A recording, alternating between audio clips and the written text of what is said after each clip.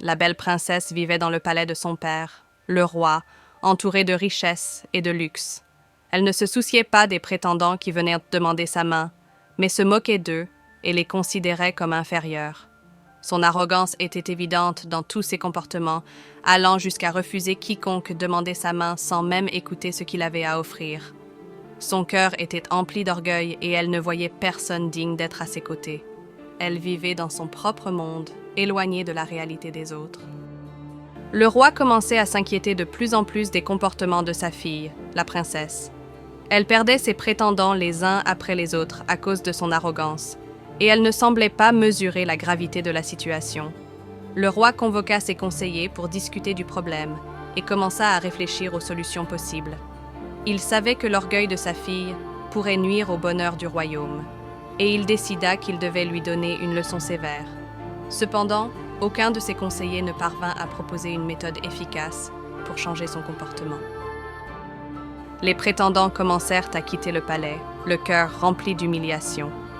Ils étaient venus de régions lointaines, pleins d'espoir de conquérir la main de la princesse, mais ils se heurtèrent à ses attitudes arrogantes. Chacun d'eux ressentit une profonde déception et repartit en silence. La princesse, cependant, ne se préoccupait pas de leurs sentiments et continuait à lever le nez avec mépris. À chaque départ, son orgueil grandissait davantage, convaincu qu'aucun homme n'était digne d'elle. Le roi comprit qu'il n'était plus utile de continuer ainsi et que sa fille avait besoin d'apprendre l'humilité. Il réfléchit à un plan pour lui donner une leçon de vie marquante.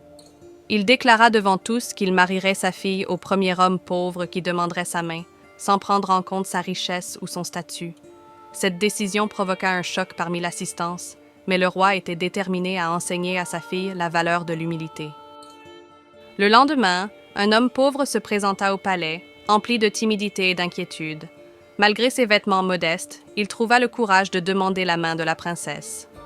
Tout le monde fut stupéfait de voir cet homme oser une telle demande, insensible à sa condition matérielle face au luxe qui entourait la princesse. Le roi accepta immédiatement sa requête, tandis que la princesse resta complètement sous le choc. Elle n'arrivait pas à croire ce qui se passait, le cœur envahi par la confusion et l'incompréhension. La princesse fut profondément choquée lorsque son père annonça sa décision devant tout le monde. Elle n'arrivait pas à croire qu'elle allait épouser un homme pauvre et que son honneur serait touché de cette manière. Elle réfléchissait désespérément à un moyen d'échapper à cette situation, mais elle ne trouvait aucune issue. La peur et la confusion envahissaient son cœur, et elle ne savait pas comment affronter cette situation embarrassante. Elle était incapable d'imaginer comment elle pourrait interagir avec cet homme pauvre, qui était désormais son mari imposé.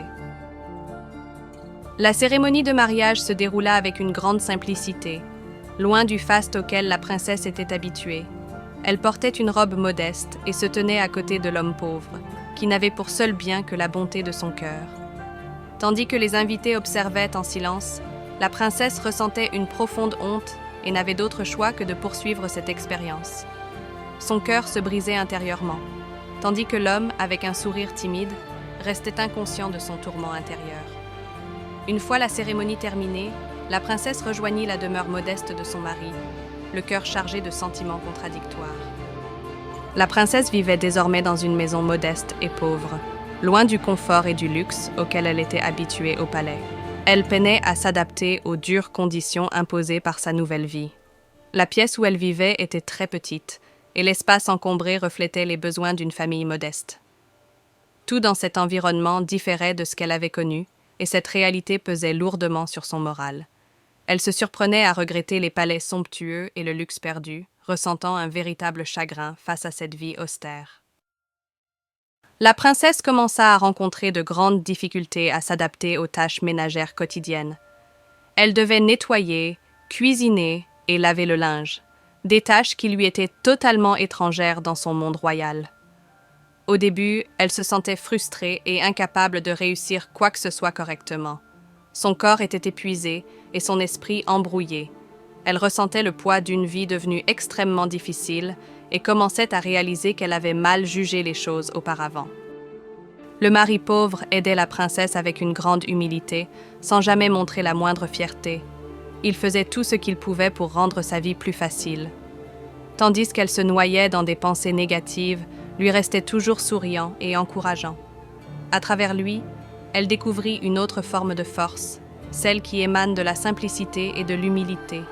Il traitait tout le monde avec gentillesse, et peu à peu, la princesse commença à voir en lui une personne digne de respect et d'estime.